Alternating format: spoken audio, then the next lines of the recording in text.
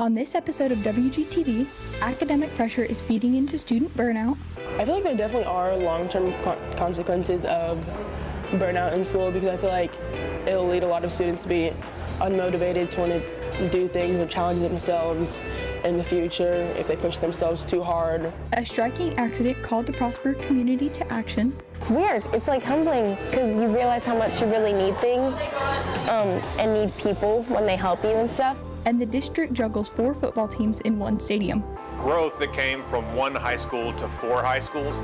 The biggest challenge has been just the number of games. These stories and more on this episode of WGTV.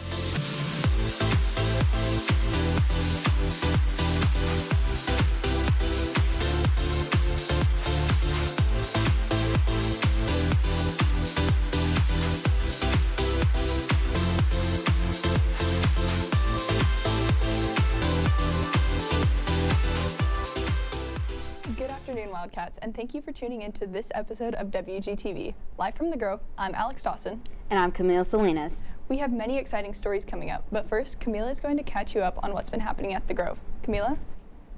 Thanks, Alex. Yesterday, juniors and seniors were invited to attend a U.S. Marine presentation. The meeting was to show what the Marine Corps has to offer Walnut Grove juniors and seniors. It included possible career paths, the educational benefits, and the skills you can acquire through military service. To learn more about these opportunities, ask a college admissions representative during Grove Time. Today, underclassmen have their portrait retakes, so if you do not like how your portrait turned out, visit the LGI for another shot. The Collin County Animal Shelter has temporarily suspended dog adoptions due to multiple cases of canine distemper. According to their animal services manager, staff and volunteers work tirelessly to ensure a safe and healthy environment for the animals in our care. The shelter will continue to provide updates as the issue progresses. In Fort Worth this past Wednesday, a fire broke out in a vacant elementary school shortly after midnight. SS Dillo Elementary School is still investigating what caused the fire.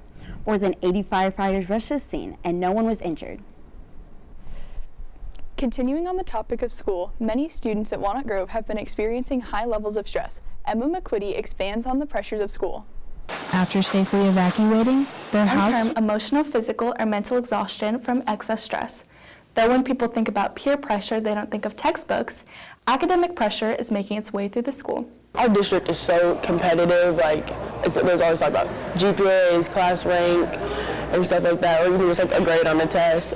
That's also what pushed me to take harder classes because I felt like I need to be like up there higher in rankings, have higher GPA like as some of my friends and stuff. Whatever it is. This high standard has students putting more on their plate than they can handle, which has led to suppressed stress in the student body. But the first step of avoiding burnout is noticing the signs of tension within yourself and others. You may not want to give forth the effort. You may not be sleeping as much at night. You may find yourself being super irritable. You may find yourself knowing what you should do, like going into Grove Time and studying and getting tutorials, but not wanting to do it. That you're not having that drive to want to succeed like you used to. Fatigue affects a large sum of students, but talking to others has helped students learn that they are not alone in their struggles. I was surprised that a lot of students in that club experienced some kind of like burnout or like some kind of mental illness. So they wanted to join to learn more about it. That should be like a common thing that people shouldn't like hide about having that.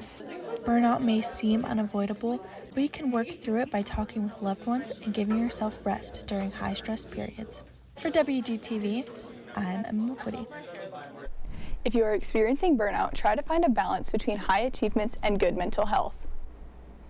The University of Texas at Austin has been ranked the #1 public university in the state of Texas in U.S. News and World Report rankings. Out of 37 of UT's undergraduate programs evaluated, 24 rank in the top 10 of their respective categories nationally. Camp Mystic, the camp that was struck by flash floods over the summer, is planning on reopening in 2026. The camp officials said that they will be following all of the new laws and regulations as they rebuild the Guadalupe River site. They will be building a memorial for the 27 campers that passed in the summer. The National Weather Service claims roughly 1 in 200 homes in the United States are struck by lightning annually. Olivia Cook looks into one family affected by North Texan storms. On September 5th, a lightning strike hit the Cook family's home during a severe storm.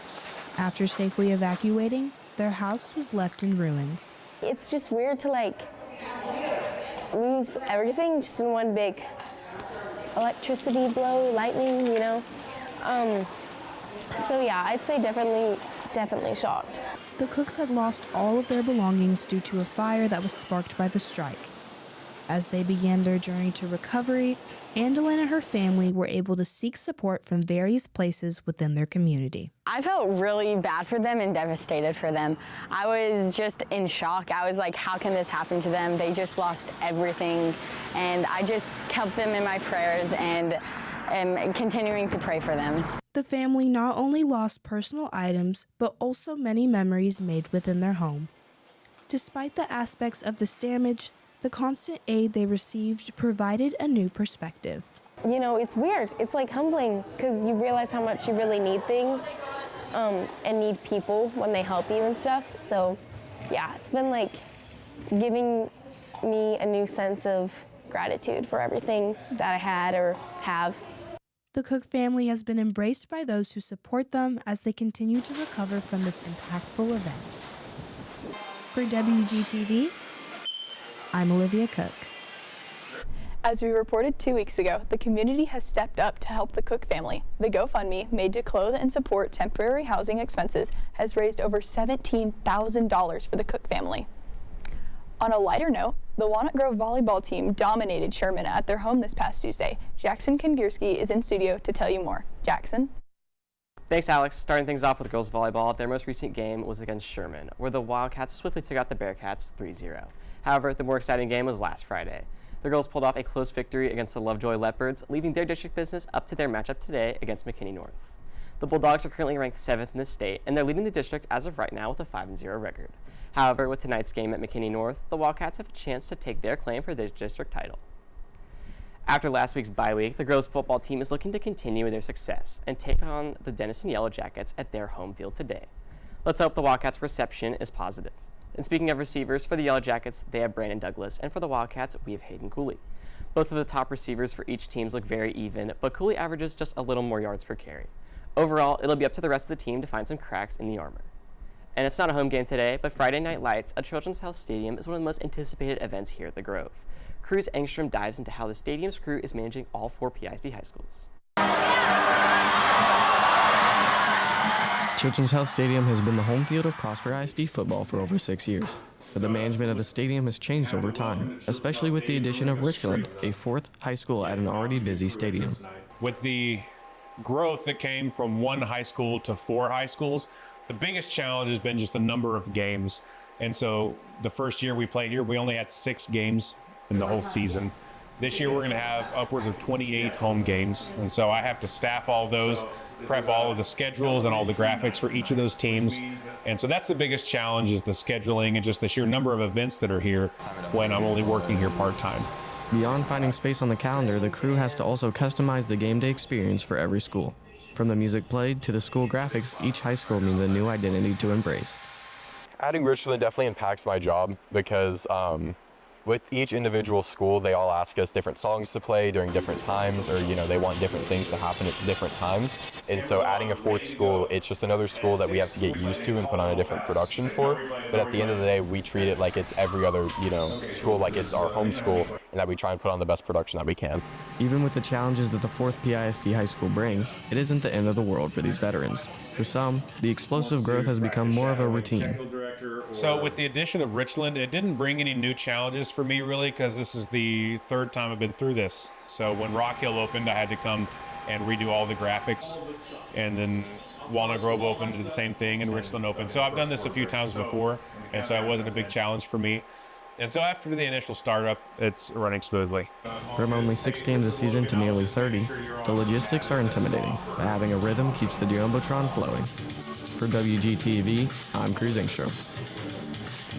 Richland's effect on Children's Health Stadium scheduling is increasing the pressure, but fortunately, it is not affecting the Wildcats. That's all for your sports recap. For WGTV, I'm Jackson Kangierski. Back to you, Alex and Camila. Thank you, Jackson. That's all we have for today's episode. For WGTV, I'm Camila Salinas. And I'm Alex Dawson. Thanks for watching, and remember, Wildcats, set the standard.